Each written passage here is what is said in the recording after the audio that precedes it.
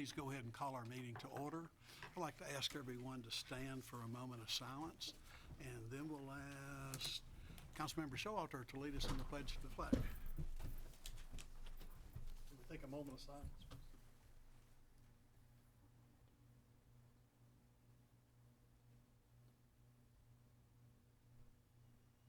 Now for the pledge. I pledge Allegiance to the flag of the United States of America and to the republic for which it stands, one nation, under God, indivisible, with liberty and justice for all. Thank you, Mark. Shall we call the roll? Yes, sir. Mr. Bradley? Here. Mrs. Butcher Conway? Here. Mrs. Singer Erdley? Mr. Lesby? Here. Mr. Showalter? Here. Mrs. Tingle Sain? Here. Mrs. Tackett? Here. Mr. Thompson? Here. Thank you. We have a quorum.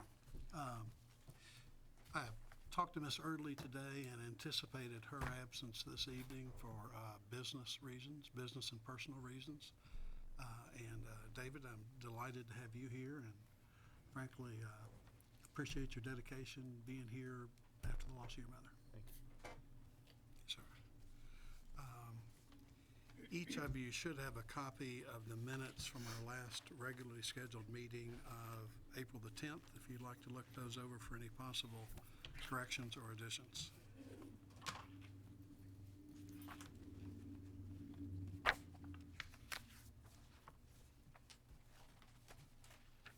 Motion, Mayor. Thank you. Motion's been made to approve the minutes. Second it. Ms. Conway with the second. All in favor say aye. Aye. Opposed? Good. Typically at this point, I say in your packet should have been a check register, but we learned that it was inadvertently left out of your packet, but you've received it at your place this evening. I'd be glad to take a few moments and let you all look through those, see if you have any possible questions about those, since you did not receive them as early as we like to get them to you.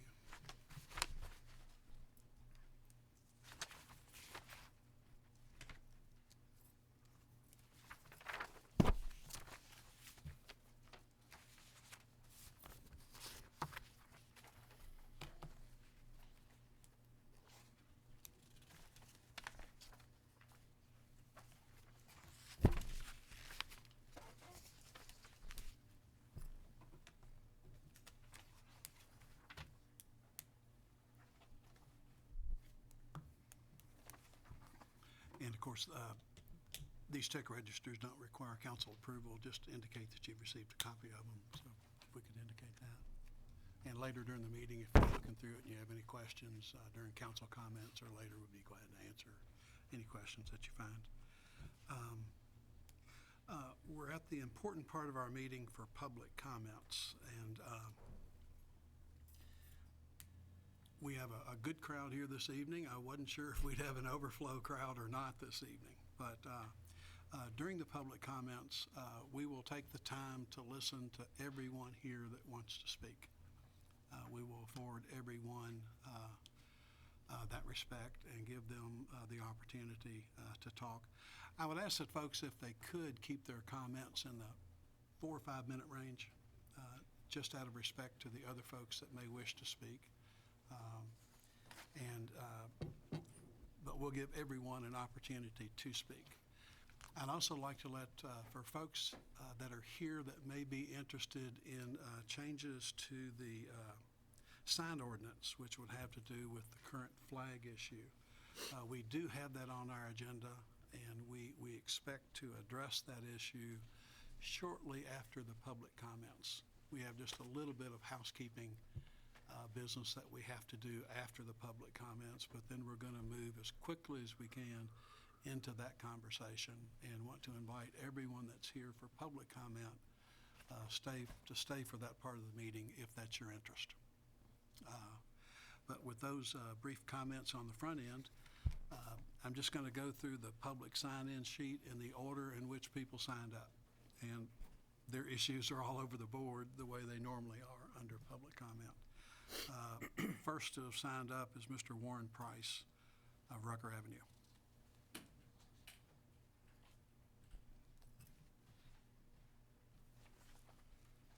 Thank you for giving me the time. Roughly share faced my hardships. In 1979, I could have sold out and retired. In 1984, the reason I moved to Georgetown is to get shelter over my family's head because of corruption in government. I fought a 6-year war led by God to get a national law passed for the farmers to get their farms back from the corruption. And don't ever think you tax people is not paying the bill in the national debt the loss was married to. In 2007, my wife dying with cancer, with a major drought, with 200 head of livestock trying to get through the winter, attacked by the Scott County Animal Shelter with city laws. Went before the fiscal court to get agriculture, to govern agriculture, put out on the street, went to Frankfurt, got the one with the same information, got the 105 bill passed 38-0. Now either Frankfurt's wrong or Georgetown was wrong. Had large losses from the attack. 2016, my right hip totally went out overnight. I lived in a wheelchair in severe pain, couldn't sleep at night for 5 weeks even before I could get to the operation. The operation wasn't normal. Now I've been diagnosed for 2 bad knees that has to be replaced. Miracles and humanity, I have made it, I've made it. It's the only way I've made it. I am really getting good at just barely making it. My cousin, Miracles, my cousin shot me in $30,000 to pay my property taxes so my property wouldn't be sold. A friend, $10,000 lawyer fee up front. Car given to me, knowing I didn't have no transportation while I was down and this going on. A friend helping me, probably drove over 1,000 miles, helping me feed my cattle, going to the doctor, going to the hospital. Whatever I needed, gave me 4 deer, no charge. I've had over probably 20 different friends helping me, no charge. One friend cut my whole winter wood and delivered it, no charge, knowing I was in need. Feed store never even billed me for my feed while I was out. Helped me get my cattle through the winter. Never even billed me for that until I got back on my feet. Delicious food brought. Person pulled up behind me in the car, came up in the car, said, God told me to give you this $100. The Lord's carried me through this, giving me help by total strangers. A lot of prayers.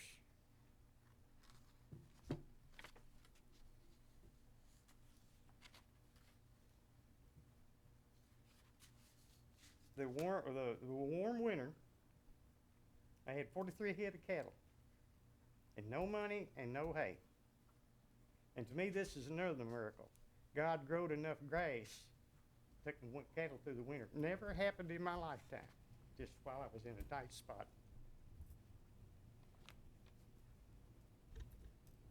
Towns growing in this church. All of my material things is a conglomerate mess. I've just had to grab what is hurting worse to exist, to get things done. My neighbors on each side of me that lived and knowed my hardship had all of the reasons. The number one to have the right to complain, never complain. They have character. All of you done, all you have to do is think of negative things on anything, marriage, whatever it is, and you will destroy it. You take negative thoughts and make it law from complaints. The damage they've done, you took my truck, and the record service worked well with you. He wanted to charge me more than double record service. And on his record, write John 3:16.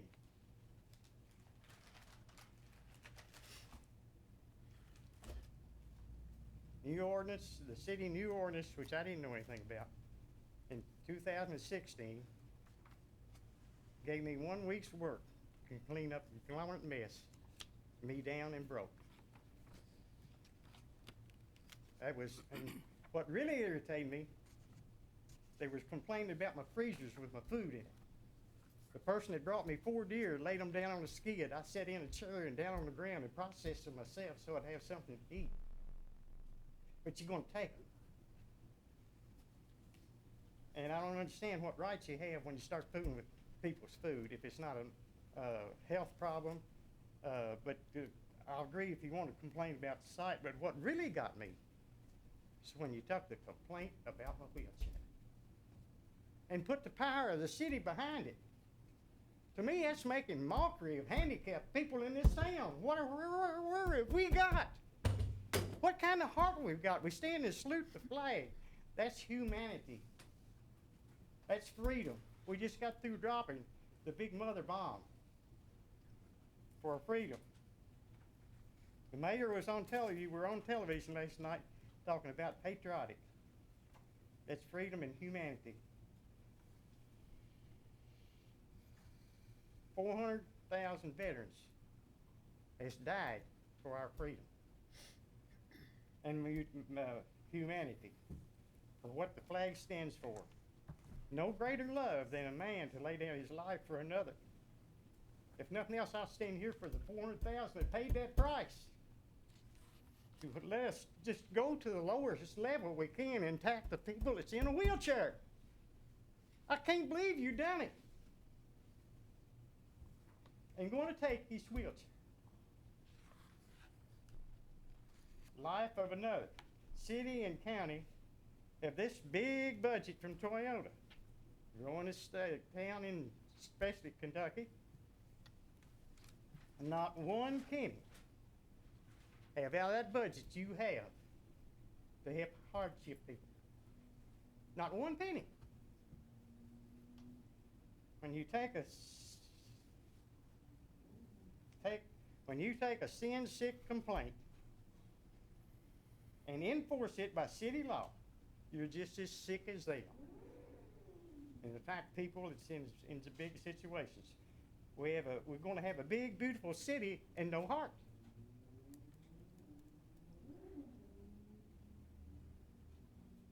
If you're going to have Hitler laws, you need some Hitler equipment to get a gas chamber and do away with people like me. Just wipe us out. And I haven't had any mental stress through all this. None whatsoever.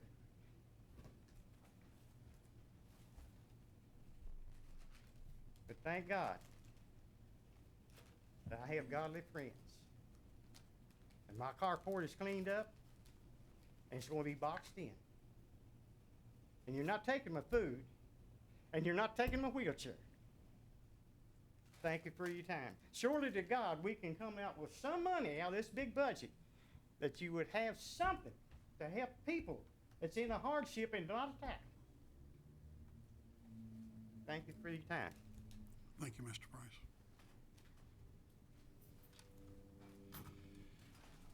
Next on the sign-in sheet is Linda Glass.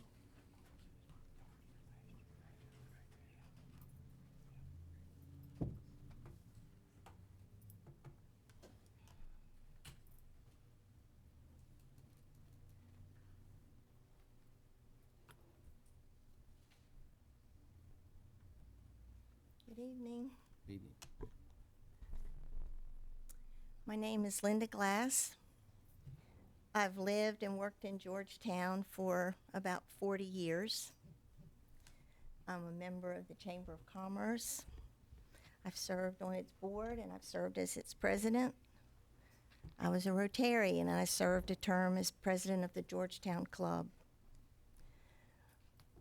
Both of our children are Georgetown College graduates, and our grandchildren attended and attend Scott County schools. I owned a retail business for 29 years, and after retiring, Butch and I are still active as community volunteers and in our church. So I hope it's apparent from that list of activities that I love Georgetown and I care deeply about its success today and in the future. I'm glad that Camping World chose to locate here. We welcome additional employment opportunities, increased tax revenue, and the additional commerce that will be generated by customers who come to Camping World and will become customers of businesses in our area. But I'm not glad to see our mayor, our officials, and our ordinances and our due processes ignored. And I guess that's why I'm so daggone fired up about this flag issue. One of my favorite sights on drives to Louisville was that giant American flag that flew, I think it was in Shelby County. And I always looked forward to seeing it. It was beautiful, and it was tall enough that there was always seemed to be a breeze up there, and it was unfurled, and it was a lovely sight. And I'd be happy to see a similar flag flying at our interstate exit. But what I don't want to see is our town and our local government being manipulated and disrespected, and the American flag used as a marketing pawn by a publicity-seeking CEO of a company that rakes in $3.5 billion a year at 120 locations in 36 states. We're not talking about a mom-and-pop business here that we're being abused by. I'm not opposed to Camping World flying a big flag, but I am adamantly opposed, and I think council should be too, to allowing them to bully us into changing a perfectly reasonable ordinance because it doesn't work with their marketing plan. When the Board of Adjustments rejected the request for a tall printed sign along with a 131-foot flagpole and a flag bigger than this room, the company had the right to appeal, but they didn't. Instead, its CEO incorrectly tweeted, calling out our mayor, our town, for rejecting it. I understand that several attempts by Mayor Prather to speak personally to Mr. Limones, and I hope I'm pronouncing his name correctly, were ignored. How contemptuous is that? Mayor Prather is a great negotiator and conciliator, and had he been extended the courtesy of a conversation, this could very well have been worked out to the satisfaction of all. And maybe even at this 11th hour, that's still a possibility, rather than the action that you're considering taking tonight. But now Georgetown's patriotism is being questioned, and that has pressed a lot of buttons. We are very patriotic here, and how seriously we take this challenge is evident by the anger that this tweet has stirred up. Some thoughtful letters, but evidently some really hateful letters and phone calls were received by many of you in this room tonight and by our Board of Adjustments and our Planning and Zoning, because some citizens saw the BOA decision as unpatriotic. But nothing could be further from the truth. There is nothing unpatriotic about adhering to local regulations and procedures for appealing decisions based on those regulations. In fact, it is with thanks to a great set of planning and zoning ordinances that Georgetown and Scott County is the beautiful and charming community that it is today. Hundreds of existing businesses here adhere to these regulations or respectfully follow established procedures for seeking variances. If experience shows that changes need to be made to some of these ordinances,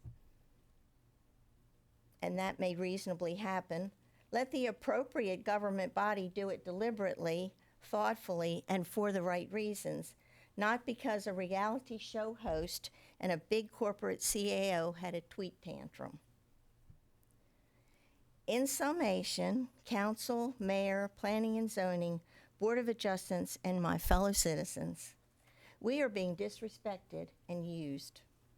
On behalf of all the people and businesses in Georgetown who are adhering to planning and zoning regs, who accepted a Board of Adjustment decision on a variance, or who properly appealed a decision, please show this company that this is how things are done here, and we will not be manipulated. Thank you. Thank you, Ms. Glass. Next on the list for public comment is Miss Emily Turner.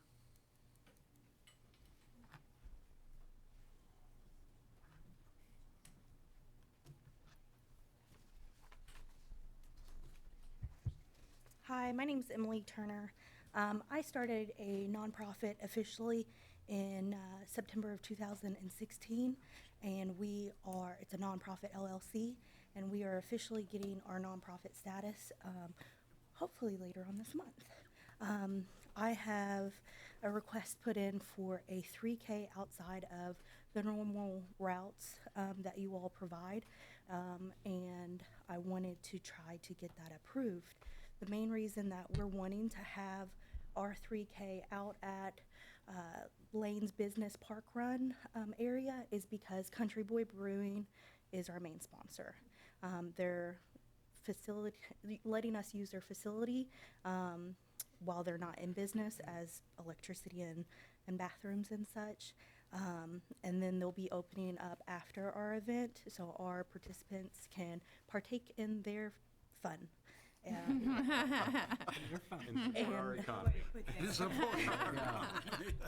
That way I don't have to be in charge of that, and they're in charge of that themselves. The main goal is to fund cuddle cots, which are cold beds.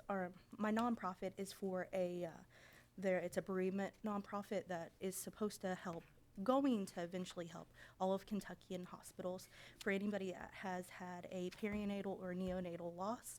We have a event in June of this year at the Elkhorn Japanese Gardens that's called A Walk to Remember. It's for anybody that's lost any type of child for any type of reason. We opened that up because my mother also lost her son when he was 19, and I think that she would have enjoyed being able to honor him in some way.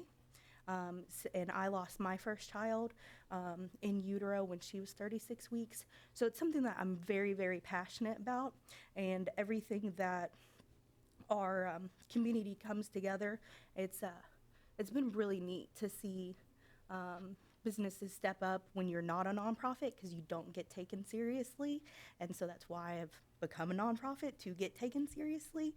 And I'm just looking forward to see our community come and help and join in. It's something similar to the Findlay 5K, but for different reasons in a smaller event.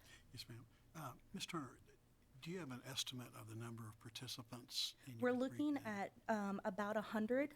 Our race and timing company that we are hiring, once our permit comes in, they're officially hired. They think that we could do more than 100 and 150, but we are looking at 100 to 150. About 20 people or so might sign up and not show. It all depends, with the fact that it's our first year. Right. Chief, I know we've established 3 different 5K routes, and we worked on those pretty diligently to give 3 different options for different size crowds. I think this is one you haven't anticipated. No, I wouldn't expect requests out there. I think that she has. You've worked with Mr. Allgood. I did speak to Officer Aaron yes, Allgood. and under his impression, since it is our first year and it is small, that streets wouldn't have to be closed, and the fact that it's off of main streets and everything, we could do a barricade if city council or police see a need, but other than that, it just needs to be approved through you all, or whoever approves it. Will the businesses be, any of them open that Saturday? That's a Saturday, right? Yes. I don't know. That's I the issue I know. would have. Under my understanding, the only business that is open regularly is Country Boy Brewing. The school, BCTC, does hold classes, but not during that time. They're not supposed to be, from what the schedule looks like. It's usually Monday through Fridays, no Saturday classes. And then the smaller businesses that are in the cul-de-sacs, they don't have operations hours usually on a Saturday. These are things that the council enjoys approving. Right. Yep. We like these kind of events, and how can you not like one that's called the Daffodil Dash? I think council can approve this subject to. Chief, I think there need to be more conversations at an administrative level at the police department and Ms. Turner. I think council would be glad to give you approval subject to some further work between you and the police department. Okay. I'll Alright. make that motion, Mayor. No, I'll second it. Thank you. Thank Motion's you. been made and seconded for the Daffodil Dash 3K. Yes. Thank All in you. favor say aye. Aye. Opposed? Great. And Chief Swanigan will give you a business card, and I think you all can follow up and work out those details. Make certain nobody's open today. Never heard. John? Thank you, Mr. Mayor. Yes, sir. John Shirley, for those who don't know Mr. Shirley. Who doesn't know John Shirley? Good evening, council members. Mr. Mayor, thanks for this opportunity. I will not waste your time in reiterating what Mrs. Glass has had to say. She actually took my little speech from me. It was very well done, Mrs. Glass. But I would like to caution our council members in a rush to change any of our ordinances.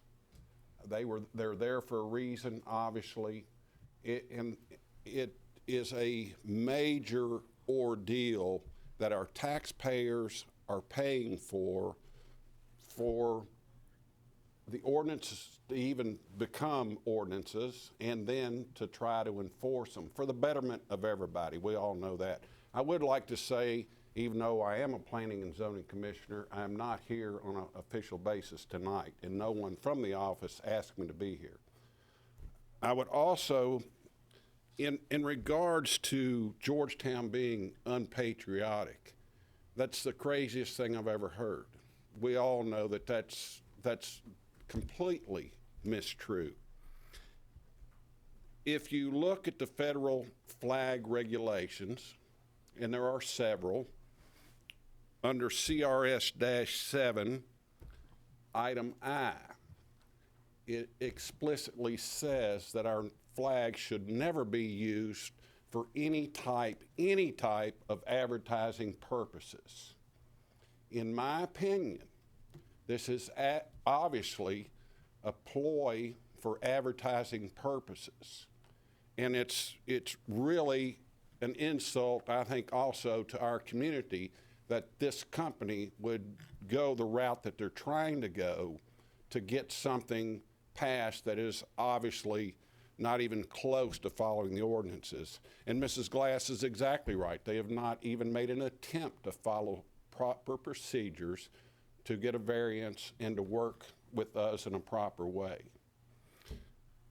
Basically, that's all I wanted to bring up, but the most important thing I think here is be careful, be slow about changing our ordinances. They're there obviously for a reason. We have a great staff at planning and zoning that work hard, young, good people. I would hate to throw them under the bus. Thank you. Can I ask John a question, Mayor? Yes, sir.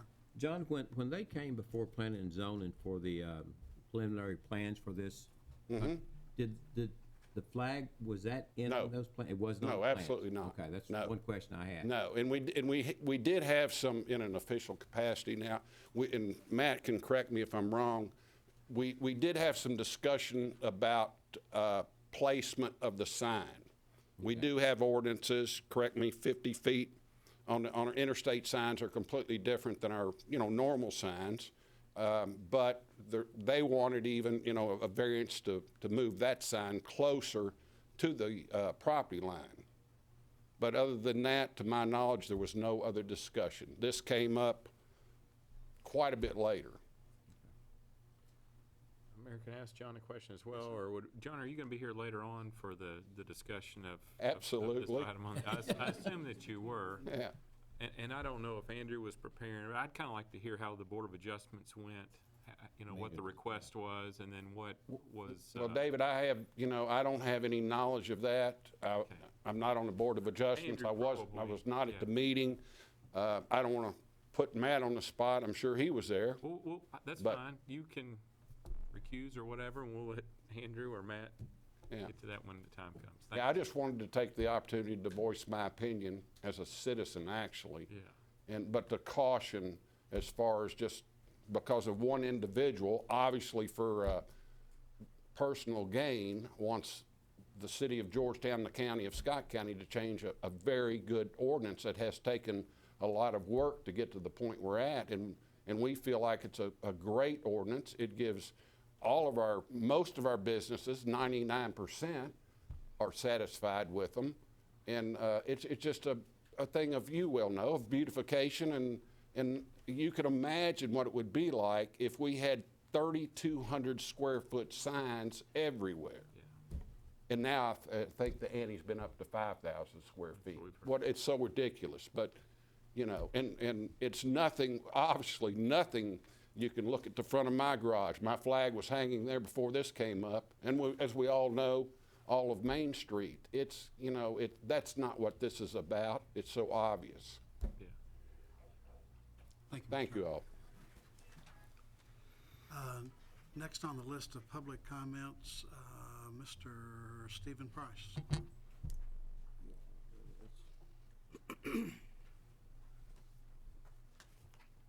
Thank you, Mayor Prather.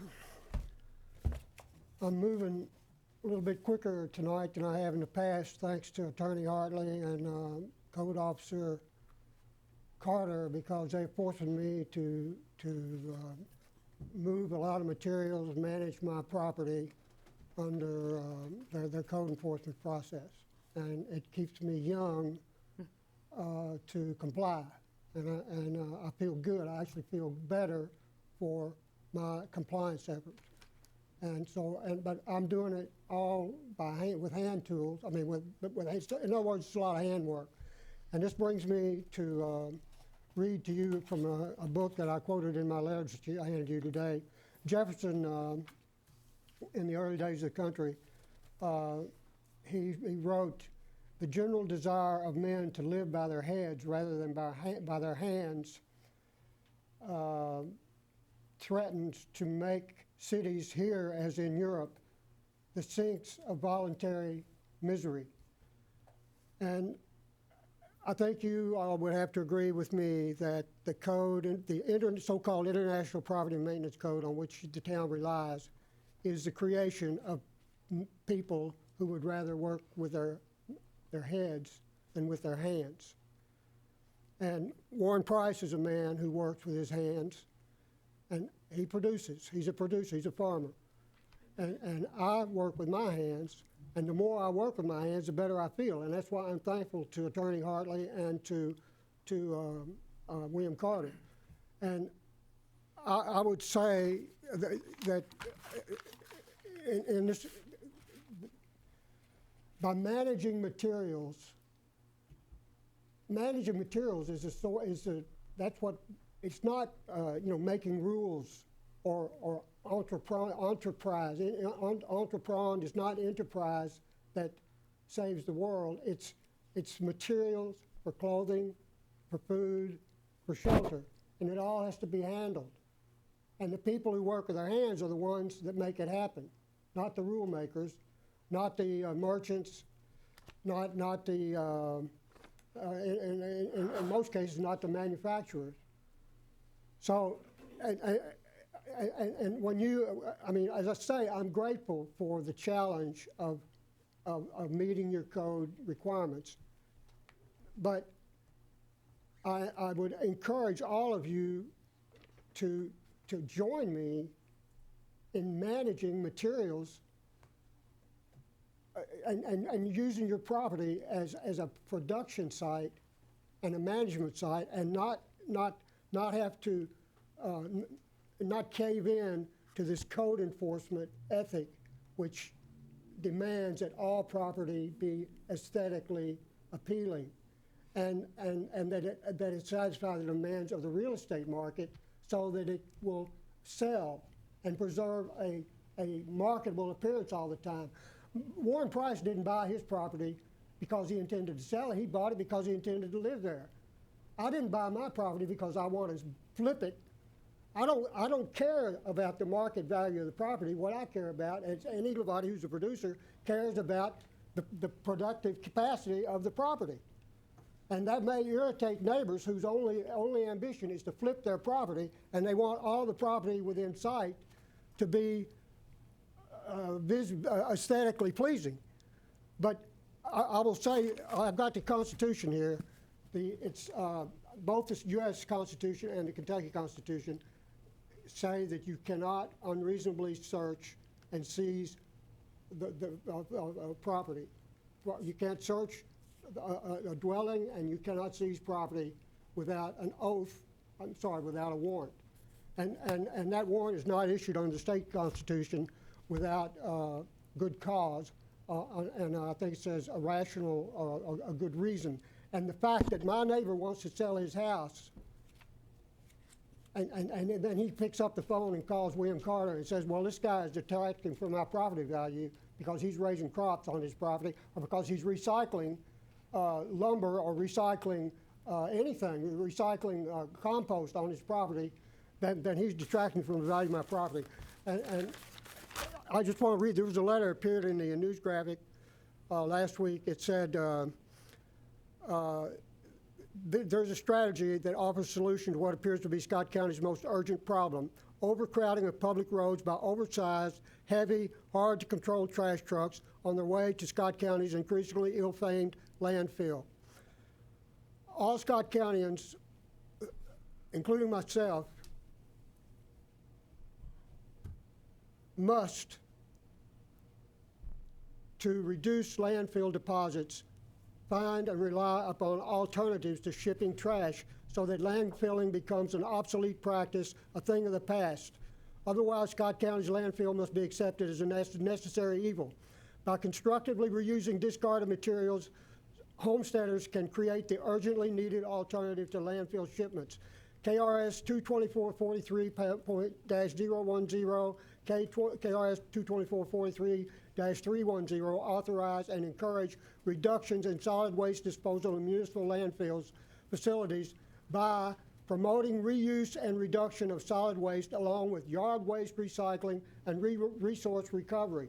And that can all happen at home, but it requires the cooperation of the Code Enforcement Office to tolerate the existence of recyclable materials on somebody's property.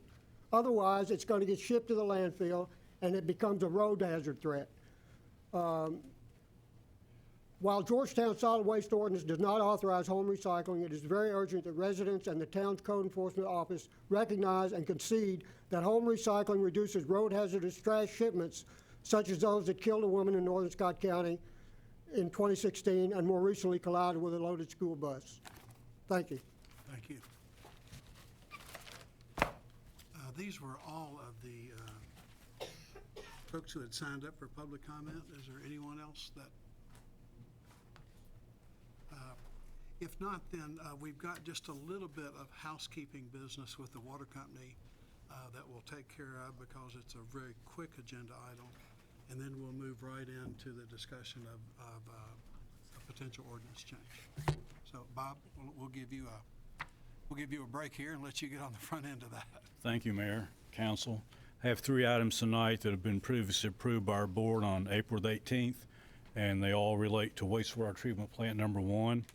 First is request approval of a purchase order to Herrick Company in the amount of $12,575 to pool, repair, and reinstall aerator number 1. This company has previous experience with these repairs, has the necessary crane equipment, and has proved able to perform this work in a timely manner and is already on site on another project. And this will be spent from our plant and equipment upgrade and replacement line item in our budget. Thank you. Is there a motion for approval? So moved. So moved, Mayor. Motion and a second, thank you. All in favor say aye. Aye. Opposed? Approve of a purchase order to Ford Hall Company for the low bid amount of $20,869 to replace the algae sweeps and 2 clarifiers at the wastewater plant. The current algae sweeps have been in service since 1993, and they're wore out. This will be expended from the equipment upgrade and replacement line item in our budget. Thank you. Is there a motion for approval? Motion, Mayor. Thank you. Motion's been made and seconded. If there are no questions for Bob, all in favor say aye. Aye. Opposed? Approve a purchase order to Sierra Enviro Tech in the low bid amount of $24,600 to replace the odor control media and filters on both sides of the wastewater plant. The filters are sole supplier item, and the media typically lasts 2 years. This will be extended from the odor control chemical line item in our budget. Motion, Mayor. Thank you. Second. Second, thank you. All in favor say aye. Aye. Opposed? Bob, you're welcome to stay. Thank you, appreciate that. With council's permission, I'll come back to mayor comments. Those hold till any point in the meeting, and I know that other folks have other interests right now. I would like, for the council's benefit, though, to introduce one of our newest employees. There's Devin. Devin Golden is our newest employee here in City Hall. Delighted to welcome Devin on board. She's a Georgetown College graduate. She played basketball for the Georgetown Lady Tigers, and she is a law school graduate and has passed the bar. Wow. Congratulations. Now, we upgraded, we had a resignation, and we slightly upgraded the position to make a stretch to bring someone of Devin's capabilities on board. So it's a significant upgrade from a former staff assistant position to someone who Andrew can assign high-level work, and I think expand the benefit of Andrew's time. So, Devin, glad to have you. What is her position? Legal finance specialist. So have we changed that position? We have not. All we did was increase the minimum requirements for the position. Did not change salary grade, and did not change job description. Oh, you just call it But we what? did, What's her title? Legal/finance specialist. Kristen Greathouse had that title until she recently resigned to pursue a real estate career full-time. Okay. Good. Thank you. Welcome aboard. Yeah.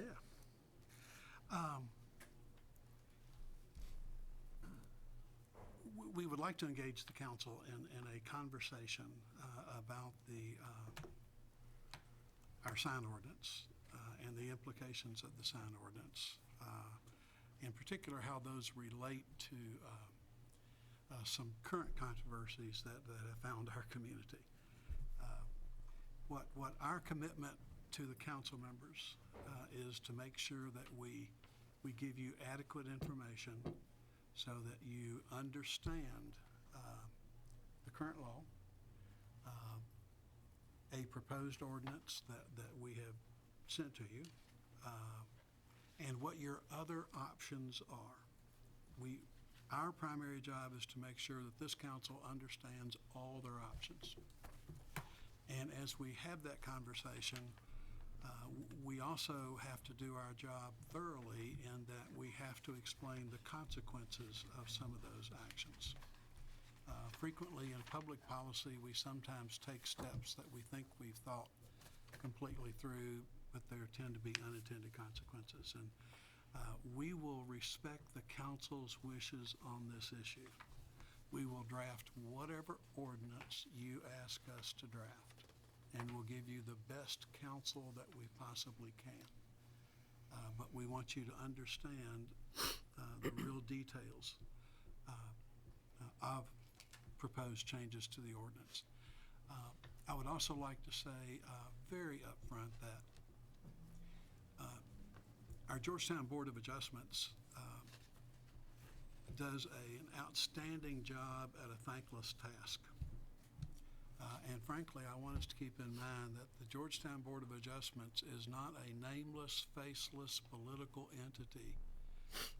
These are our citizens. These are our neighbors. These are volunteers to this board that simply work to uphold the community standards. And as volunteers, I appreciate their efforts, and I regret the sometimes tense situations that they must deal with.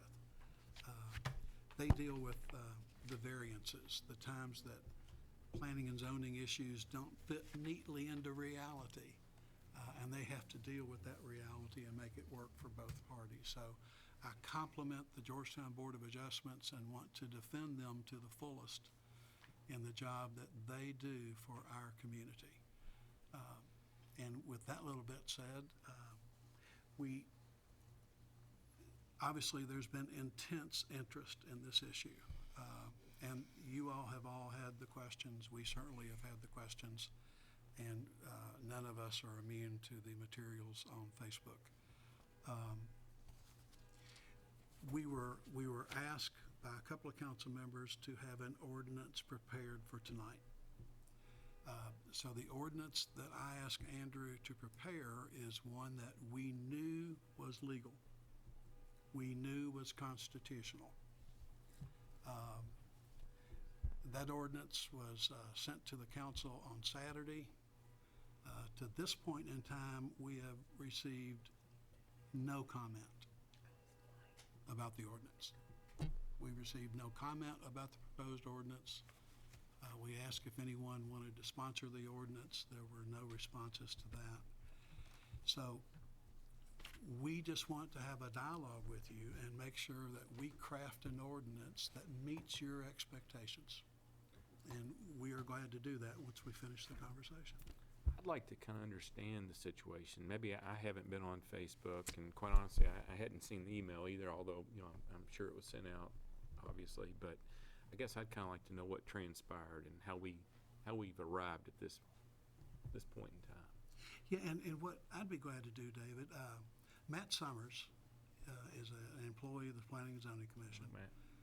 Matt is here, and Matt serves as staff to the Board of Adjustment. So he helps them make sure their materials are in place and that they have all the information they need. As with the case in every scenario, staff has a staff recommendation that occurs. Yeah. So I'd be glad for Matt to come up and have a conversation with us, but from my perspective, David, just so I can explain what I know about this issue from my perspective. As I understand it, this issue was brought before the Board of Adjustments in January. And the decision was made in January that no one from Camping World attended any of these meetings. These were representatives of a sign company that did the work in front of the Georgetown Board of Adjustments. When this was declined in January, Matt will confirm this, a representative of the sign company emailed and asked for an explanation of why the sign was not approved. Matt responded to that email and explained why the sign wasn't approved. For the next 30 days or so, the only emails exchanged between Matt, or our Board of Adjustments, and this sign company had to do with setback from the road. There was never a complaint about the sign not being approved. No one called City Hall. No one called the Planning and Zoning Commission. There's a 30-day appeals process. No one appealed within the 30 days. This issue was completely quiet from the time that Matt responded to the email explaining what had occurred until April the 11th, when Mr. Lemonis began his infamous tweets. Okay. To this date, as several have indicated, I have left numerous telephone messages. I have emailed Mr. Lemonis, and I have tweeted at Mr. Lemonis. None of those have been responded. He did mention to the Georgetown News Graphic that, yes, he had indeed received my email, but had no explanation for why he hadn't called. So your understanding now matches mine, and we'll ask Matt to fill Yeah, in any yeah. details. Okay, that's good.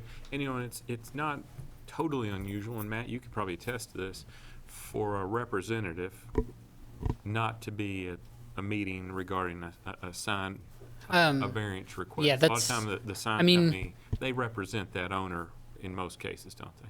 Yeah, in a lot of cases, what we find is that an individual from the company themselves can't attend if the headquarters is out of town or something like that. So what generally happens in those cases, that a representative from the local sign company who will actually install the sign will be at the meeting to represent them.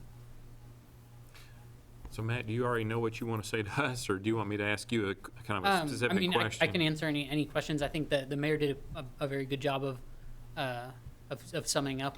The main question I guess I have then would be, at that particular Board of Adjustments meeting, was an option given in terms of either you can have a larger sign or perhaps a larger flag, you decide? Maybe, can you share with us how that has been? I know there are a lot of things being discussed, and I just kind of want the facts, obviously. We all do. Yeah, I think, an option wasn't necessarily given. The board looked at their application, which had basically 2 items on it, and they made separate motions, basically, or made separate decisions on each item. So the first item that they looked at was the interstate sign, 110 feet tall, 150 square feet in area. They looked at that, thought it was a reasonable request, and approved that. They looked at the flag request. It was larger and taller, as you know from the staff reports I gave to Andrew. It was larger and taller than the ordinance allows, and they didn't really provide any justification for why they were looking for something that exceeded the normal scale of our ordinance. And without any real justification, and looking at the size of the 2 potential structures that could be on the site, the board felt as though it'd be 2 fairly similar, tall structures on the same site, which doesn't really have a place in our ordinance, and so they denied the second request. So Matt, the sign was approved Yes. the way they requested it, Yes. but the flag itself was not. Yes. How many acres of property do they consist of? That's a good question. I don't actually know that off the top. Do you know roughly? I mean, maybe 12 acres? Yeah, probably 15? around 15, I would say. And how did the discussion go, I guess? The discussion, they looked at the type of business it was, and it meets a lot of the conditions that we look for as far as interstate signs. In terms of proximity to the interchange, it meets a lot of I guess the only condition that we look for on interstate signs that it didn't meet was that it was as an illuminated sign. It was closer to the residential property to the south than would typically be allowed. So they granted a variance at the same time that they approved the interstate sign. And like I said, with the representative from, I believe, Sebastian Sign Company, they're being more, I guess, maybe interested in the sign aspect of it than the flagpole and the flag. He didn't really weigh in and address really anything regarding the flag issue. Yeah. So that wasn't really a very significant part of the discussion that night? No, not in particular, no. Yeah. Well, I'm kind of glad to hear the fact that you, I guess that the board granted the variance.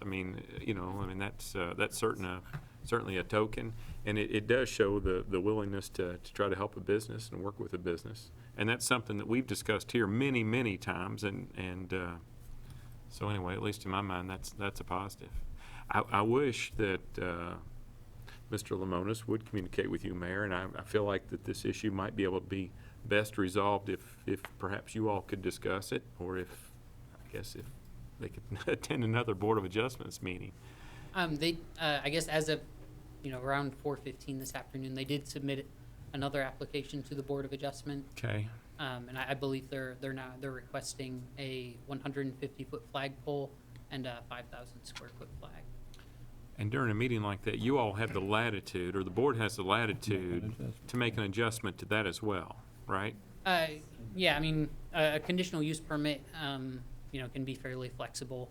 And obviously, and it's part of the name, the conditional part of it, they can set what conditions, they maybe see fit to make it work for both the property owner and, the neighboring properties. Yeah.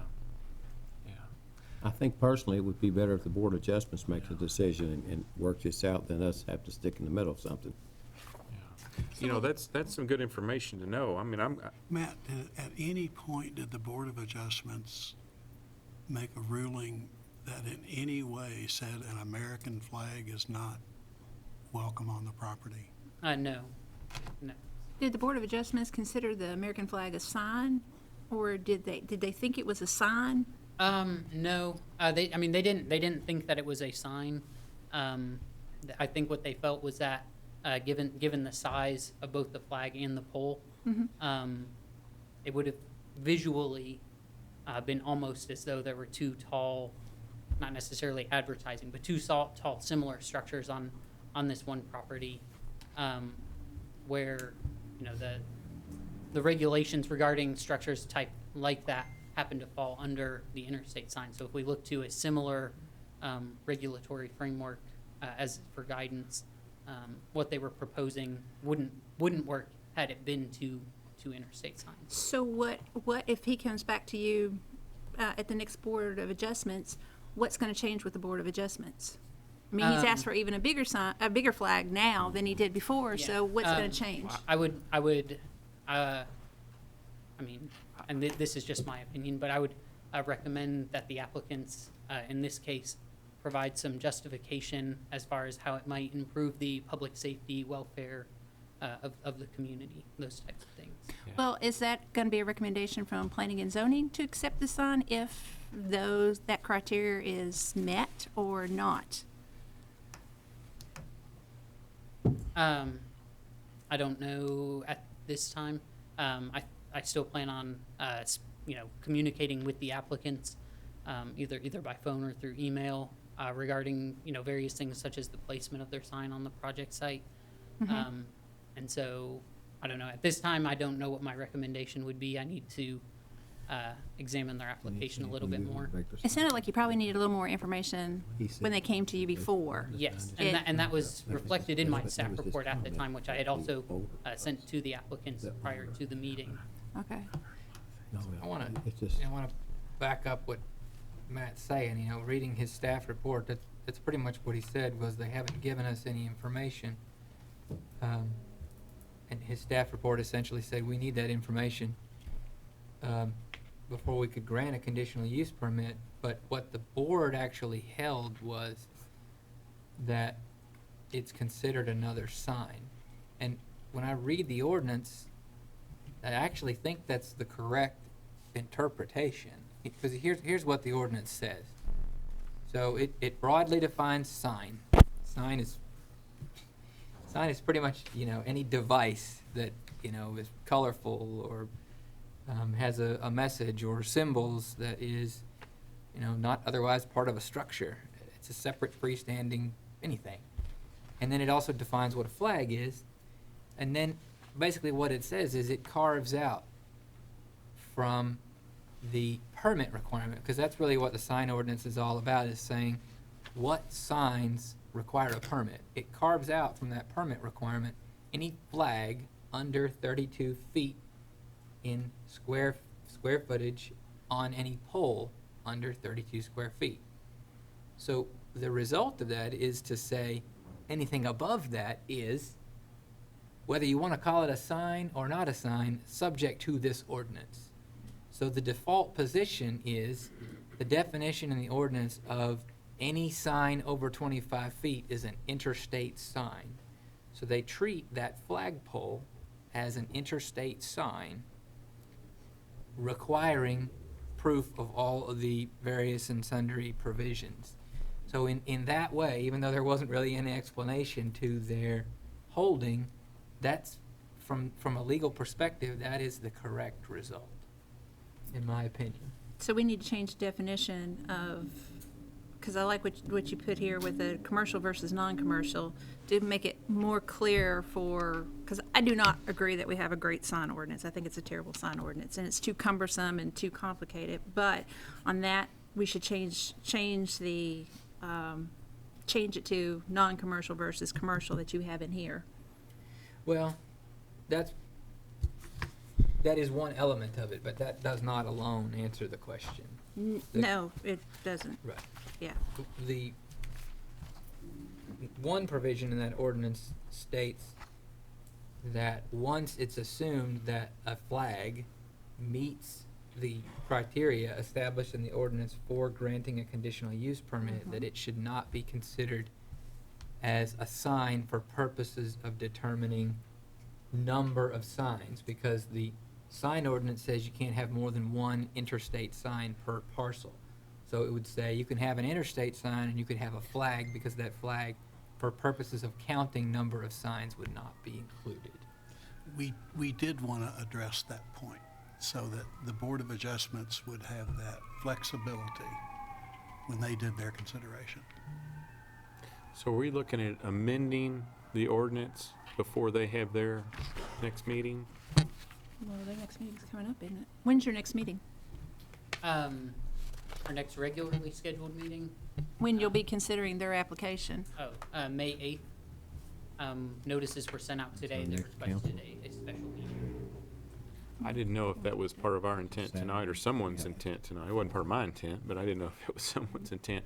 I want to kind of tag along with the question that was asked of Matt. You know, why they're coming back the second time, you know, what's going to be different? I've seen businesses go before the board maybe 3 different times in a row to try to get an approval for a particular sign. So what's going to happen this time most likely is the emphasis now, since the other sign was approved, the emphasis now will be on the flag part of it. And they'll probably come up with a list of reasons, you know, in their mind why it should be justified. That's my guess. You know, everything from the amount of acreage, the proximity to the interstate, to whatever the case may be. Marvin had heard, and this, you know, this is one of those things that may or may not be true, that they were willing to go with a traditional size sign and go with the larger flag. You know, I mean, these are things that we don't, obviously we can't really, in my mind, I feel like this does need to go back to the Board of Adjustments and let them hear it again. There's a good chance that it's going to get worked out at that level. And I don't disagree that the sign ordinance is 60 pages roughly. I know it's more than 50 pages. It's cumbersome. And there are things in there that we, you know, I'd like to see them change, and I don't even know what they all are. But Andrew, to give you an example, when this one was brought to us, the last time I believe that we made changes, if you had a business, a retail center that backed up to the interstate or backed up to Cherry Blossom or backed up to a main road, you couldn't have signage on the back of the building. And here we were competing with Hamburg, and in Hamburg you certainly can do that. In Louisville you can certainly do that. So anyway, that was a change that we said, hey, you know what, that does make sense. Let's do that. But that wasn't in there to begin with. So I'm receptive to changes that are improvements. I mean, it's a balancing act, as we all know. But at least at this moment, I think that it needs to play out through that channel of the Board of Adjustments and just see what happens. Well, one issue we have is Andrew sent us an email Friday that said that our current sign ordinance that addressed flags was unconstitutional, correct? For a variety of reasons, it is. So it needed to be changed anyway. Okay. Yeah. So I asked him to put something together, and I really think he did a good job at it. I think this addresses the current, the need, but also allows some limitations in there. And the Board of Adjustments would still have to make the decision, Right. even with this new ordinance that he put together. Just because we would accept this ordinance doesn't mean we approved his sign. Right. They still have to approve the sign. The only thing about the ordinance that, and I didn't get the email because I didn't look at the email over the weekend, but Connie usually calls me, telling me to look at my email. I was in the air. But on this, it's not a bad ordinance at all, and I think it's an improvement over what we have. But the only thing is, it still doesn't allow him unconditionally to fly that flag. So I might be interested to go back to the Board of Adjustments, let it go back to the Board of Adjustments with fully explanation of what's going on with it, because I did read an article on Camping World that it was 2014 that they started doing the mega flags with the businesses. And it was supposed to be, I wrote it down what it said in the article, it's a celebration to honor their veterans in the community, and they have a big flag ceremony and the whole 9 yards with it. So, of course, now what he wants is bigger than the ones that are with most of his stores, but the original one that he asked for is what he has with most of his stores throughout the country. So yes, it could be used for part of his advertising purposes, but on the flip side of it, it's part of what his business is. It's part of what he does for his business, and I'm all power too for what you do for your business to attract your customer and your clientele and what gets associated with your business. So I'm all for him having the flag, even if it's a 5,000 square foot flag. Doesn't bother me. I think it's great. I think it'd be great for the community. But on the flip side, this ordinance that's in front of us wouldn't allow that to happen unless the Board of Adjustment said it was okay. So I don't mind with David to let it go back to the Board of Adjustments, see what happens out of the Board of Adjustments, and then come back after that and still work out what we need for the flag ordinance and for the sign ordinance. I think Let's it hope says that more. we can talk to this CEO and get his response maybe by then, and try to get him involved in the middle of this thing. Well, he doesn't necessarily need to be involved in the middle No, of it, but he he's needs the a one. representative But to he's the one that's starting all the, the tweet uproar. and he got the attention from doing it. And I don't. no, it's you good know, PR. It's what he needed to do for his company. That's all. I'm not going to condemn his company. I'm going to Yeah. celebrate his company for wanting to come to Scott Right. County, because it's a multi-million-dollar business that's coming into the community, and with the money that he has, hopefully he'll share that money with other businesses and other places and other people in the community, and be a good corporate partner Right. into the community. So I'm not going to. I might have done it differently than what he did, but that's okay. But on the flip side of it, he needs to have what belongs to his company that's a part of his company. And I think, but they needed to communicate better so that the Board of Adjustments would have known what it was, and that it wasn't just a flag, that's a part of their company and a part of what they stand for. So I hope he will send a representative to come and explain how important that flag is, not just for, They probably will, and it'll probably be an attorney. I would say so. Yes. I have yes. one more question for Matt and Andrew both. From my talkings about this with other people, I had the understanding that they did not have any grounds to appeal the decision on. And the Board of Adjustments had no grounds to grant based on our ordinance, they had no grounds to even grant their request because of the way our ordinance is written right now. I disagree with the first part. There's always grounds for an appeal by statute. But that would have been to court. Correct. Right. But Right. there was nothing in our ordinance that would allow them to appeal it because it just straight out denied it. Well, I mean, you could appeal the holding as erroneous. You could appeal it as an unlawful interpretation of the ordinance. I get what you're saying.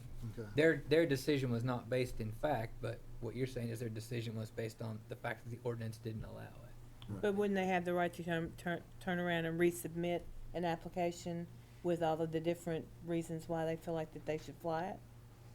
Well, I'm not sure I know how to answer that question. I Oh. mean, you can always withdraw an application and refile it, but I think that the important thing for where it lies procedurally right now, other than the fact that they cannot appeal it, is I think you have to look very carefully at the board's reason for denying the permit, conditional use permit, and it was clearly you cannot have two interstate signs. So in order for them to be granted a permit to fly a flag of that size, one of two things has to happen. Either they withdraw their application, or they withdraw their permit for their sign, the one that says Camping World, and they substitute their application for a flag that would be treated as a sign, subject to all the requirements of an interstate sign under the ordinance, or the ordinance is changed to recognize that distinction as this one does. So what we're doing right now then is we're telling Camping World, you either get a flag or you get a sign. Is that right? So they can't No, go, absolutely so not. can they go back to, are you saying they can or can't go back and say, okay, we've got our sign, that's taken care of, and now we're applying for a permit for a flag? They could not, unless they change the legal rationale for the decision that they made, a permit for a larger flag would not be granted under the current ordinance unless they are applying for it as their sole interstate sign on the property. Then we have to change the ordinance so they can have a flag. Or they gotta take, they either have to have a sign or they have to have a flag, and That was my whole point, was if we don't change it, their action at Board of Adjustments, it's useless. yeah, it's useless, and they can't have a second. Which is partly why the ordinance that was drafted and sent to you gives a mechanism by which that flag is not considered A sign. a second sign. We've offered you a way to give the Board of Adjustments more flexibility in the consideration. Yeah. Right. If we attempt a legislative solution that completely excludes the Board of Adjustments from this, We don't need them. we're opening a can of worms that we won't like the outcome. But Chuck, the reference you made to some things being unconstitutional in our current ordinance, those stem, it was not unconstitutional when we wrote our ordinance. Right. But it stemmed from a 2015 Supreme Court ruling about content. And we no longer have the right to regulate any content on a flag. It can be a swastika, it can be a hate symbol, it can be God hates Georgetown, it can be God loves Georgetown. We have no control over content of flags. That's one of the changes we have to make sure that our ordinance is completely constitutional. The only place where the Board of Adjustments has some say-so is over the height of the flagpole. And their job is to reflect our community standards and their decisions. So we were hopeful that this ordinance would provide council with the confidence that we're giving the Board of Adjustments the tools they need to make the right decision for all of us. I felt like it was a good balance, right down the middle. It's, So, can we do the first reading tonight then? We absolutely can. Sure. I think, you know, Are there points you need to make about this ordinance? I think we ought, if we're gonna have a first reading, I mean, the summary is gonna summarize exactly what it does, but I do think there's some important points to make. Going back to that 2015 decision, and some decisions that were handed down prior to that in other jurisdictions, it is 100% settled that a city or county or a state cannot single out a governmental flag in its sign ordinance. Every city ordinance that I've read mentions flags in some way, and most of them do exactly what ours does and says flag means a flag of representing a political body, or even some of them say a business. But what the Supreme Court says is you cannot say that an American flag doesn't need a permit, but a Confederate flag does, or whatever flag you want. The only distinction that we can lawfully make is a commercial versus a non-commercial flag. Right. And commercial is simply, it's advertising the brand. It's the company logo, what have you. And there are some that might skirt that line, I don't know. But, so the import of the change that we would need to make regardless of this ordinance Right. is that if we say that a flag can be flown in Georgetown without a permit, as we already do if it's under 32 feet, we mean any flag. No matter what the message is, no matter how, as long as it's not obscene or meet some other Supreme Court recognized allowable prohibition, that flag is gonna say whatever that flag is gonna say, and we're okay with it, because we're not allowed to draw that distinction. So, another import of that is that if we say in this ordinance that in these districts, as the ordinance does, you may apply for a permit for a sign over 32 square feet and over 32 feet high, that sign may also contain whatever message the company or the person or the business feels is appropriate, whether it's the American flag or whether it's Bozo the Clown. It doesn't matter, as long as it's not commercial in nature. So what we're essentially doing is saying, our ordinance already says if it's under 32 square feet and under 32 feet tall, you can display it. But it seems to suggest that flag is not anything. It's only those categories that I previously described: governmental flag, an official flag. That no longer is going to be the case, and that no longer can be the case. So that's one major important distinction that needs to be drawn.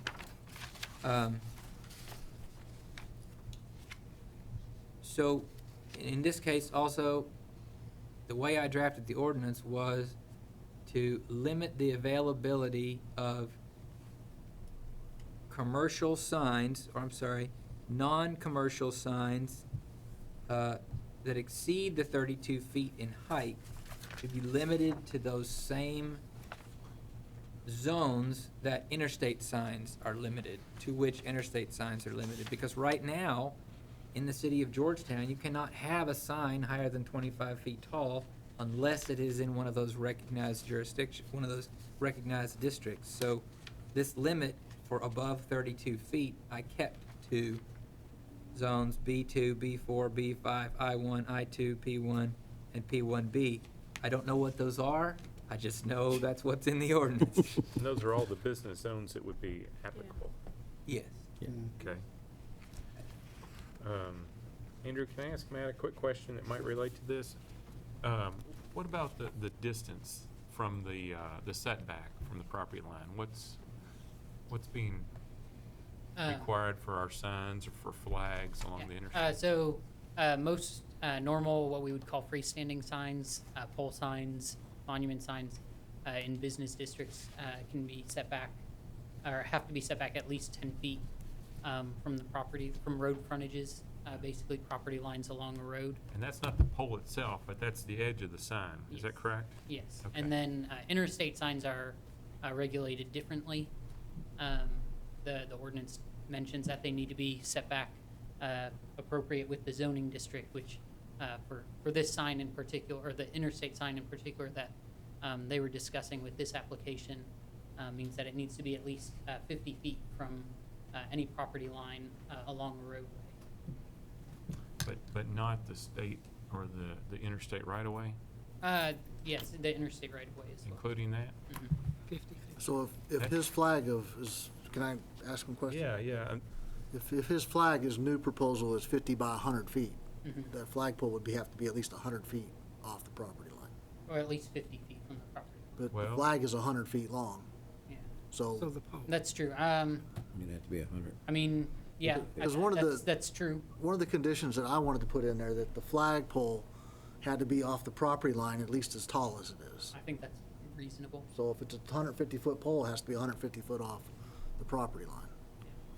And on this site, I guess there's two sort of conflicting things, pieces of information that they've given us on their new application. They've designated the proposed flag location almost on the property line by the interstate ramp. Although in their site plan that they previously brought to us, there was a location that they had the engineers draw in that was closer to their building on site, which would have been more than enough, more than 100 feet from the property line, which would have been sufficient. So what's the last that you know of it?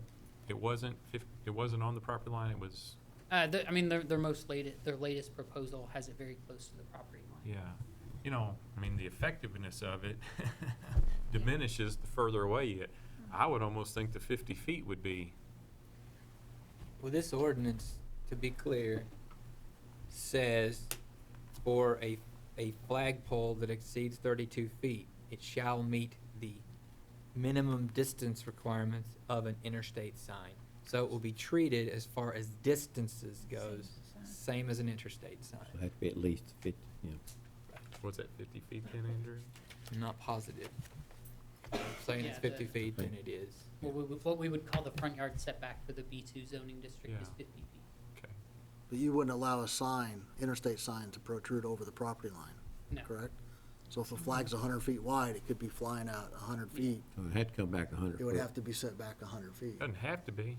Well, if the wind's blowing that day, it will. I don't know. I mean, how's this being dealt with in other places? Linda talked about one in Simpsonville, or wherever the case may be. I mean, at least since I've been here, this is the first application we've had where somebody proposed This is our a first one, flagpole too, taller than so. 32 feet. So, Yeah. as Andrew mentioned before, any under that Yeah. don't even require. Well, a permit. I don't know that has to be determined tonight. Tonight's first reading. Can we do a little research on that before the second reading, or is that a? I mean, we can do research, but I agree that it's sort of it's a concept that's not really considered. So you're looking at a structure typically on a sign that has two poles and a small square at the top. You're not gonna find any regulations that really speak to, well, what happens if that's a flag that sticks out another 100 feet? I mean, that's, Regulations simply don't anticipate anything like this. Yeah. My only concern, I agree, David, things are more visible if they're closer. But if that thing ever topples, It had to be farther away. we're toppling into an interstate Yeah, yeah. or an interstate ramp. Yeah. And- If the and- sign does too, if the sign topples, it could do that as well. If it's 50 feet off and it's 110 feet in the air, is that what you said? Yeah. So it could as well. Just some of his pictures, when you go on his Camping World, majority of them are near the building. They're not away from the building, they're near the building, but it could be different for different reasons. But the road is set back, I don't know, 50 feet or however far from from that interstate line that we're talking about anyway. So really, there's some additional buffering there. Does that make sense? Yes. Any other points in the ordinance that you think need attention drawn to them, Ender? I would like to see a D put in there, that the pole would have to be set off the property line at least as tall as the pole is, as far as the pole is tall. does the requirements for interstate signs already do that? I don't believe it does. I think the only thing the only setback that comes to mind that adjusts as far as how tall the structure is cell towers. Chuck, Okay. I would ask you to reconsider that. I mean, you think about all the billboards up and down the interstate. I mean, they're pretty tall. Yeah, they are. Some are equally as tall. You go to Georgia, and good Lord, they're 200 feet tall probably. And they're right there off the right-of-way line. I don't know. If that's what it takes to get consensus, I would reconsider that. I'm throwing that out there.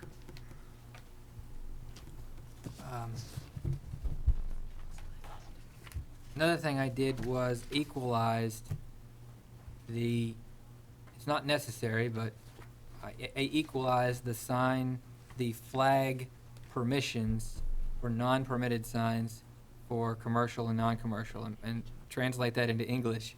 The ordinance said if it was a non-commercial flag, it couldn't be bigger than 32 square feet without a permit. But for commercial flags, it couldn't be bigger than 24 feet without a permit, 24 square feet. I just made both 32, not 36, sorry. I just made both of those numbers 32s. So now the standard for flags permitted without a permit is 32, no matter what kind of flag it is. I'm just pointing that out. And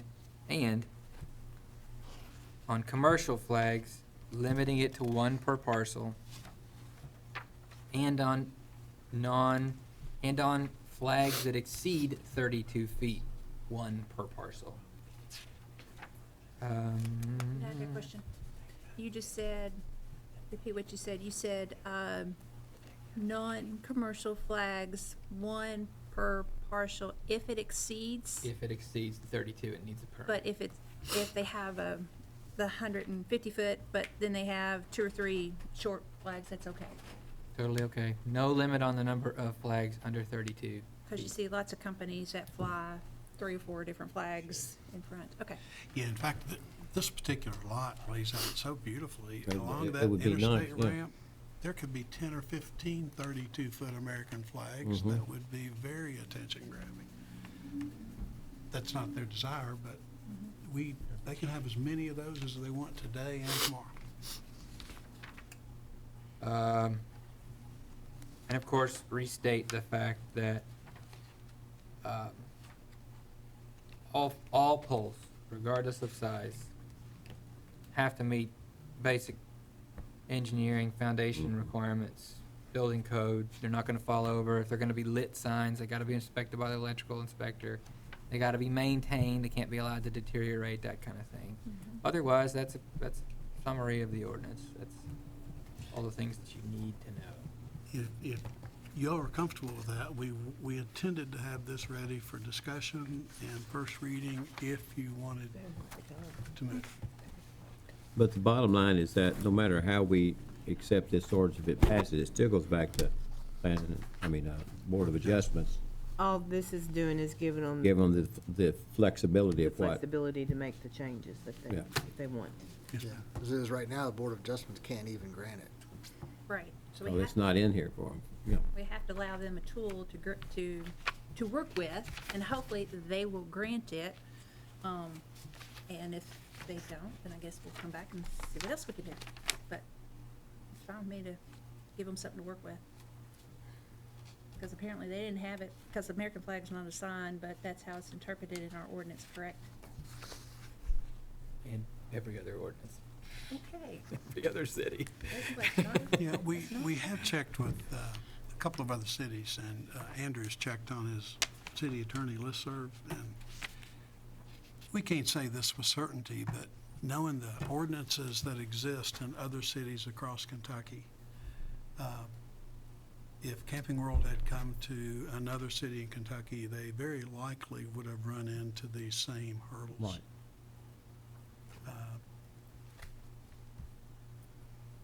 It's a legal issue. It is not the patriotism of this community. Right. Absolutely.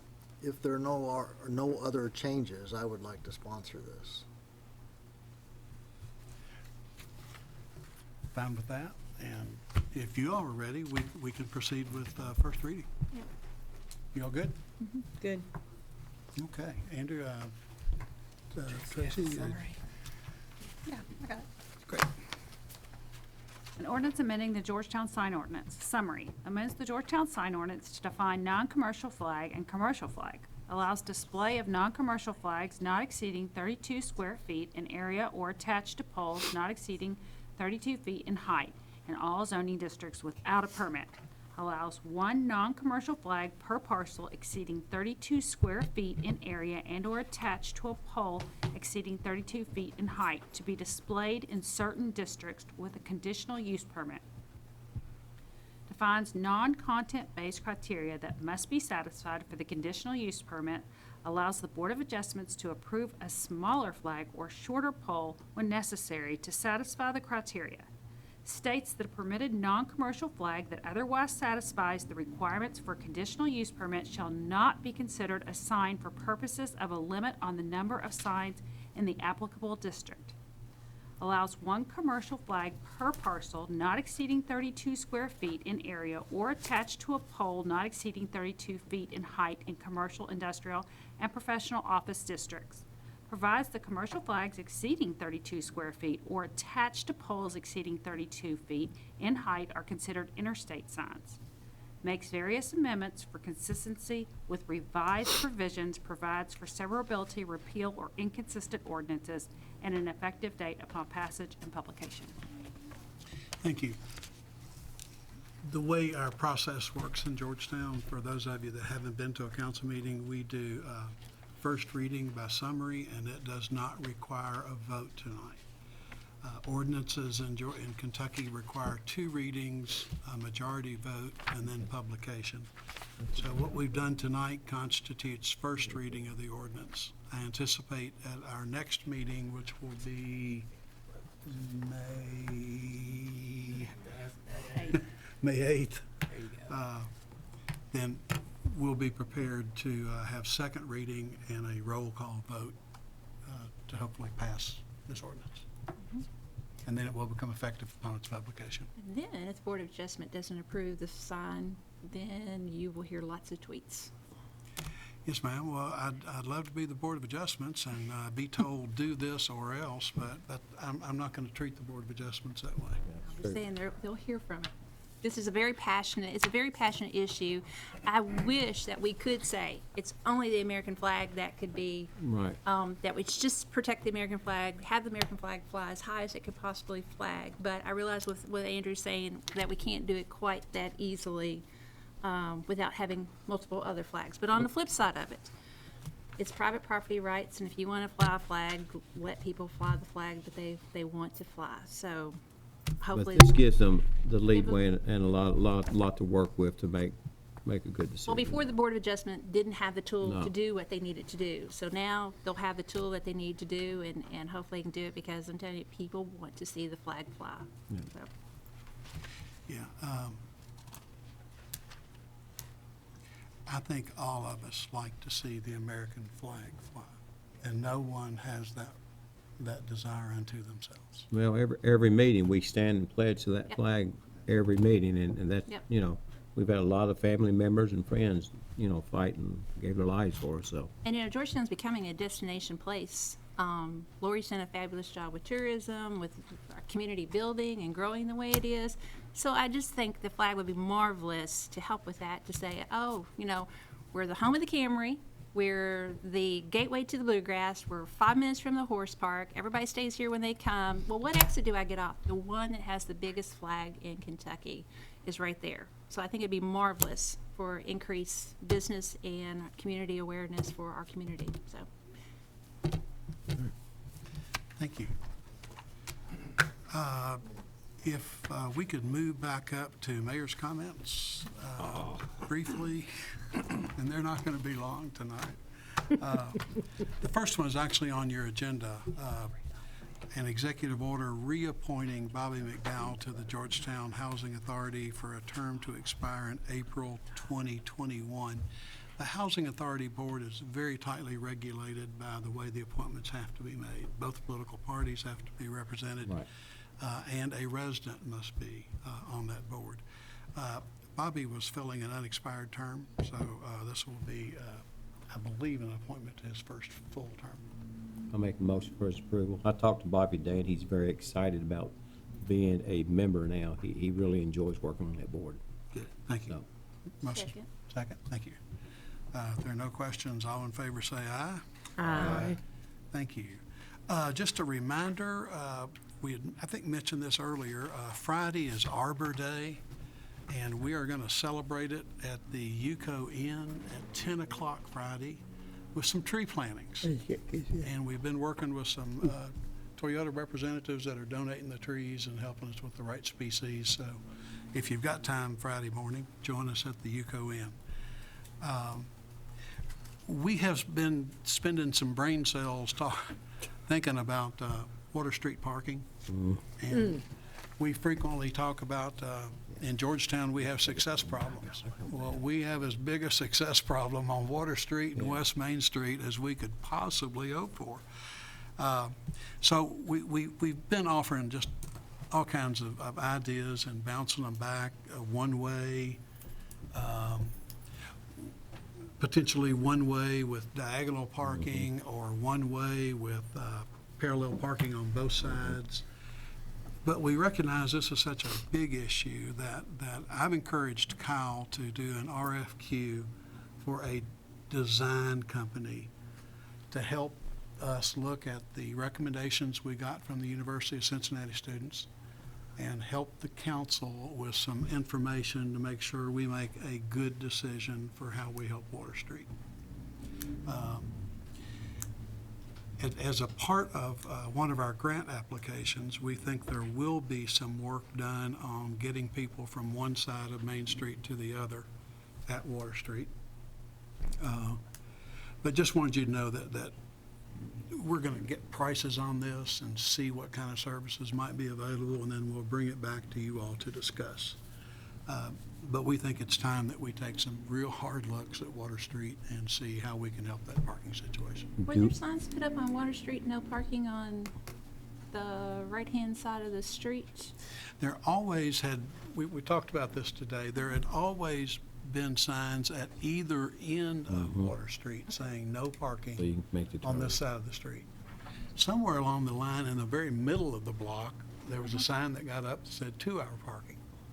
So about a month ago, Kyle had that sign switched to no parking. Well, actually, I went to the local feed this weekend, and that's the first time I had noticed the signs. And of course, I parked on the side of the street that said no parking on up, and I was too lazy to walk back to the car to move it. And it was crowded down there anyway, but there was parking all along that where the sign said not to park. And I made a comment, that's the first time I'd noticed the sign up there. I had a complaint that all the cars were ticketed along there one night. Thank goodness one night I was there. Well, if it says It is marked no parking. I mean, you get what you get, you know. It's a safety issue because Yeah. the streets aren't wide. Right. And when today with it being two-way and people parking on both sides, we've all been through Possible there to on get a busy through there. night. Yeah. If you see a car coming, you'll have to pull over into a little parking spot and wait till somebody passes you. And a fire truck cannot do that, Chief. We've got a public safety issue, and if we're going to make Water Street a destination, which we want to do, we've got to figure out some things. Do we own any property down there, or the water company? We mentioned that earlier on the right side going down. We're in some conversations with Kentucky Utilities Okay. about, David, you and I have talked about this, moving their fence line back to their electric yard, which might provide some additional parking right across from the water company, old water company building and local feed. We're also in very preliminary talks with Kentucky Utilities about the lot across from the old water company administrative building. So if we can make some strides there from a public parking point of view, Help tremendous. it'll help.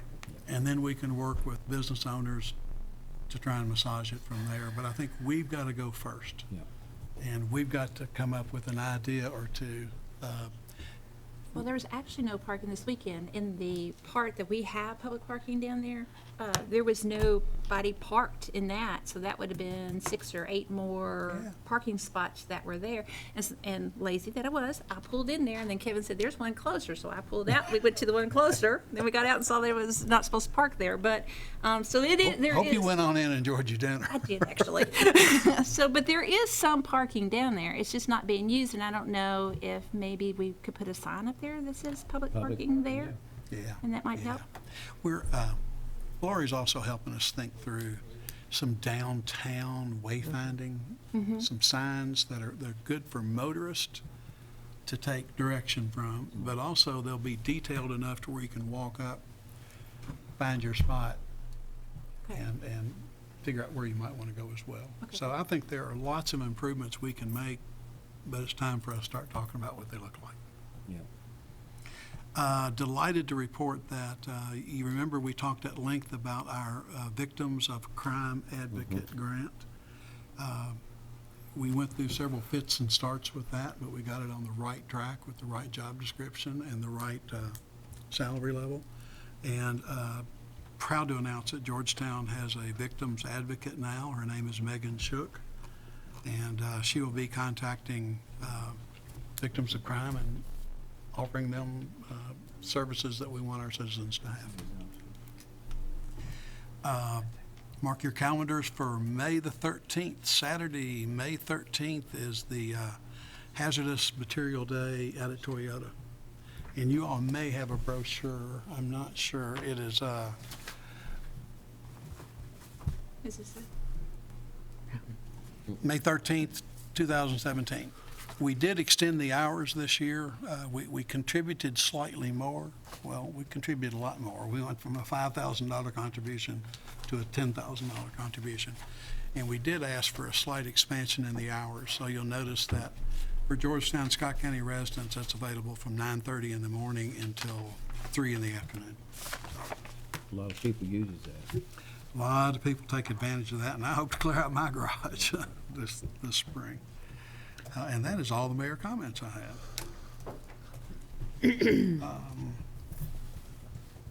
Next on the agenda is Stacy has stayed for the whole meeting to give us a quarterly finance report.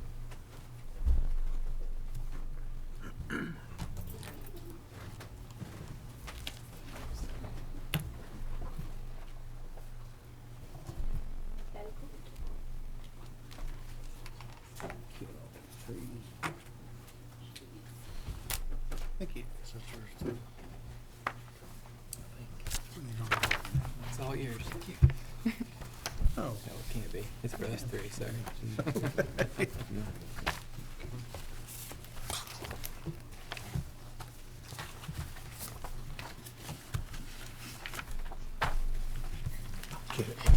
Good evening. Did everybody get their reports? You have the detailed revenue report as well. I won't be going over that, but I always want you to have it. So we'll obviously focus on our big 5 revenue accounts through March 31st. So the first one is payroll taxes. And as you can see, through March 31st, we have $8,369,645, which is 85% of our budget. We budgeted $9.8 million this year after tax incentive. And you can see at the bottom, as we always do, keeping track of the incentive. For February and March, there was no incentive because Toyota is on a different fiscal year than us. They have the March 31st fiscal year. So they had hit their 2.5 million cap. But before you get too excited and think that means we'll be under 2.5 for the year, I went back and looked at what they paid, or what we paid in the incentive for April, May, and June of 16. And it's enough that if we had the exact same months, we would be right at 2.5 for the fiscal year. So those have been larger payroll months in the past for Toyota. So there's still a chance that even though we're only at 1.5 million of incentive for our fiscal year, we could still end the year with 2.5 total. Yeah, and we know that very soon, that slight discrepancy in our fiscal year and Toyota's fiscal year, that's gonna go away. And it will be a rolling 2.5 million, and it shouldn't be confusing at that point. This year, we did get a break for 2 months, but we had those early months last year, we made big payments. Yes, So, yes, we did. we got a 2-month break, but we're still gonna hit the 2.5 every year. So that's payroll taxes. And as you can see, we are ahead of fiscal year 16 by 600,000. Always remember that July, August, and September of 16 fiscal year didn't have incentive payments. So even though we're ahead of last year by 600,000, there were not incentive payments for 3 months of last year. And that's really, really important. I hate to keep interrupting, Stacy, but until we get 1 or 2 years into this incentive business, we're trying to be very careful the way we track it and the way we compare to prior year's revenue, and until we have true prior year revenues to compare it to. So we'll continue to belabor this point a little bit with you because we're just trying to pay real close attention to it. Net profits on the second page. This is always the tricky one. I have a very detailed analysis that I've done for myself to try to help explain.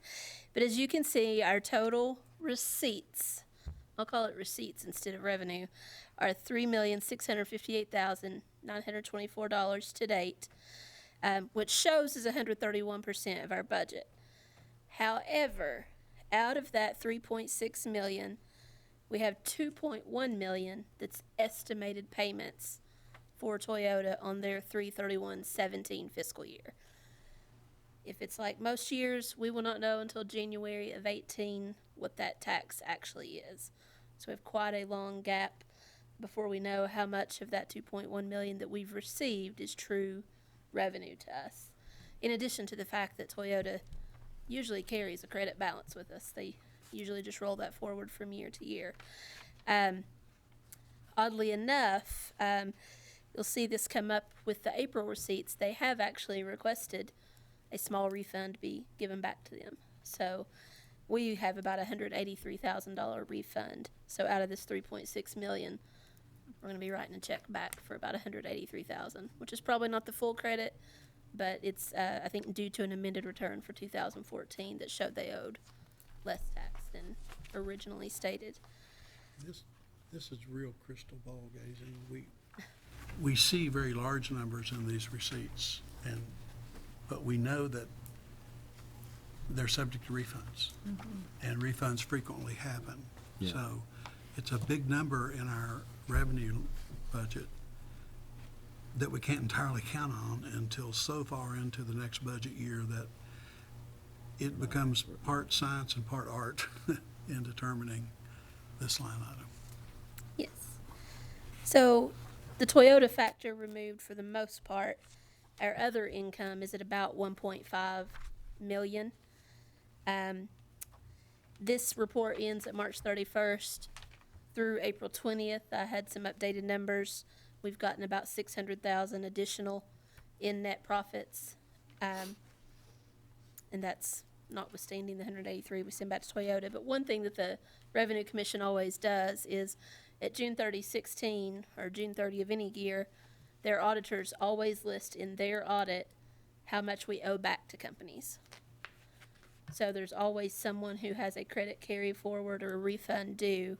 And so I've asked Scott for the mayor and I to help with this budgeting to see if we can get that information more a quarterly basis rather than just the end of the year with the audit, to see if we can help with that, because even though we're showing 3.6 million, we don't know exactly how many companies might have a credit carryover. And our auditors at the end of the year always make me reduce our revenue by the amount of that credit carryover, which is why, like the mayor said, it makes predicting this particular revenue account so difficult. But we always do our best and try to gather as much information as possible. Comparing it to fiscal year 16, it shows that we're 1.9 million behind where we were at this time last year. But at this time last year, Toyota had paid 2.4 million in estimated taxes versus 2.1 this year.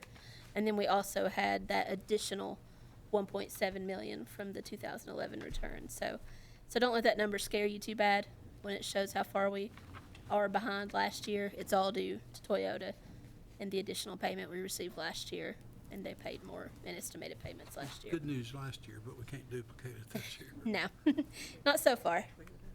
Any questions on net profits? Okay. The rest of our revenue accounts are thankfully a little easier to calculate. Insurance premium taxes, you're basically looking at 2 quarters worth of information half the year. So we're at $1,333,812, which is 58% of our budget for 2 quarters. The March quarter usually comes in the last week of April, so we haven't gotten those receipts yet. And then, of course, the June quarter won't come in until July. So unfortunately, you're usually a quarter behind when you're getting these updates. Property tax collections through March 31st are at $1,622,000. We're at 99% of our budget. So I think we had increased that during our budget amendment, but then we had some refunds, and so I had to net those against our revenue. So sometimes people do come back and get refunds for various reasons. And as you can see, at this time last year, we're $81,000 ahead of where we were at this time last year, so we continue to grow in that account. The alcoholic beverage regulatory fees, we've been staying fairly steady. I went ahead and put what we'd received so far for the January to March quarter. Obviously, that is not complete. But for the first 2 quarters, we are $34,201 ahead of where we were at this time last year. We've budgeted $900,000. This next quarter, I don't know why, January to March, at least for the last few years, has always been our low quarter. So I don't necessarily look at our first 2 quarters and say, well, we're halfway through the year, we can double that and project our revenue, because it seems like the winter months, everybody slows down a little, football season's over.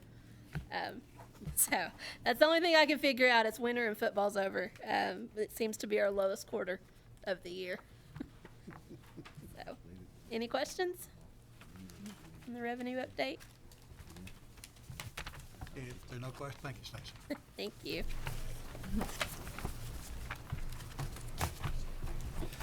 And I guess that'd be a good time to mention, Stacy, that we've spent, I wouldn't call them countless hours, because we can count them, but we spent a bunch of hours working on the budget. We have completed all of our meetings with department heads, so we've gotten all their requests, and we've talked it through in real detail. Stacy and I are working on narrowing the gap that always exists between projected revenues and the request. Have been in touch with the Finance Committee, and we should be on a path to bring you, I think we said by our budget ordinance, we bring first. Next meeting, we'll bring the budget to you for explanation and presentation. The other step that Stacy and I still have is we promised each of our department heads that once we reach what we think is our final recommended budget, then we promised each department head we'll bring them back in, let them know what got funded, what didn't get funded, and ask them to help us prioritize the things that we could not fund, so we'll be ready for a mid-year budget amendment if we can help them. So look forward to the next meeting to a budget presentation. Under item 10,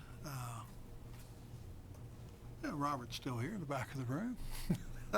We've been talking for some time and working closely with the Public Works Committee, and I know Millie's really focused a lot of time on this, about how we move toward recycling in a methodical way. And there were some things that we had to get cleaned up in our operation, and we talked about step 1 being to exit the commercial dumpster business. And we've notified everyone that we provide a commercial dumpster for, that we're anticipating this move. And I think we're ready to pull that trigger. Is that right, Robert? Yes. We talked about this last meeting. Council Bill.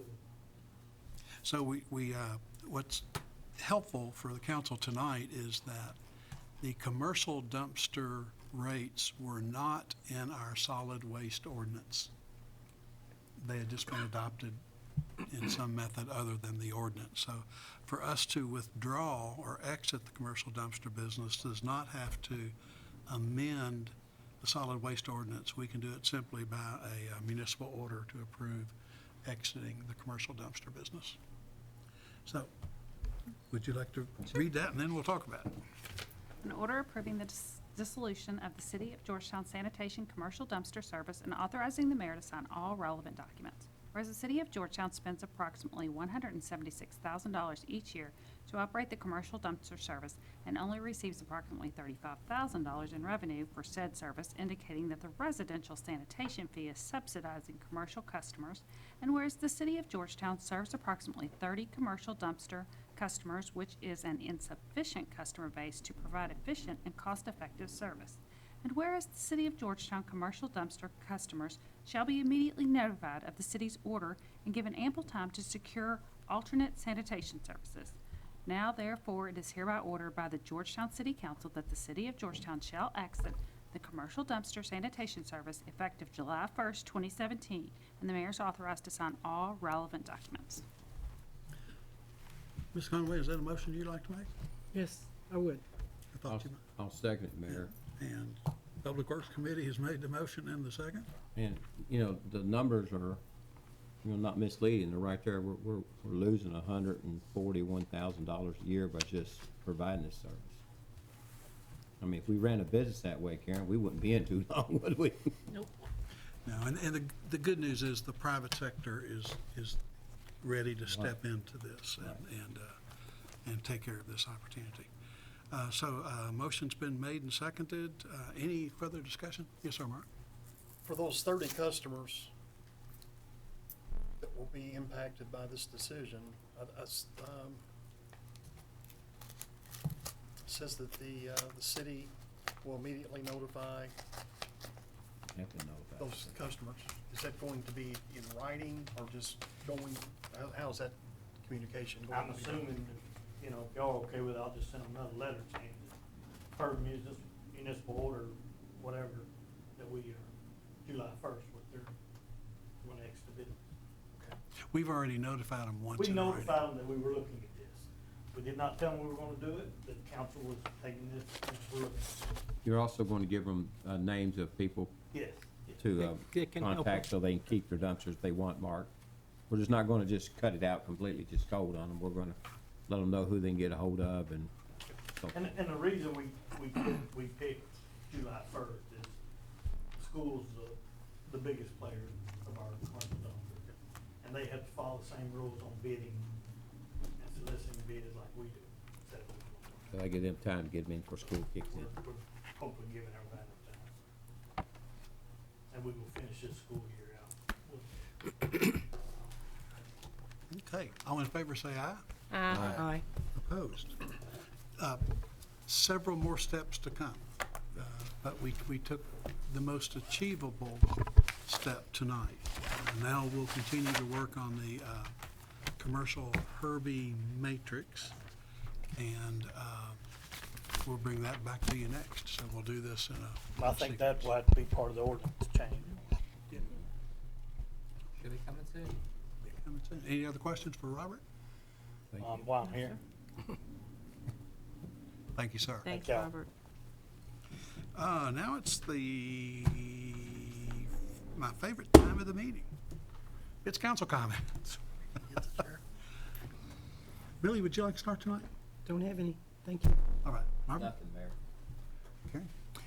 Thank you, Andrew, for your fast work on getting something done so the Board of Adjustments can have a tool to work with. No problem. Thank you. No, thank you, Mayor. Nothing else. I want to pull a David Lusby tonight, Yes, sir. and he left unfortunately. He said he had to get on into the house. Quite a bit of gravel. On Cherry Blossom.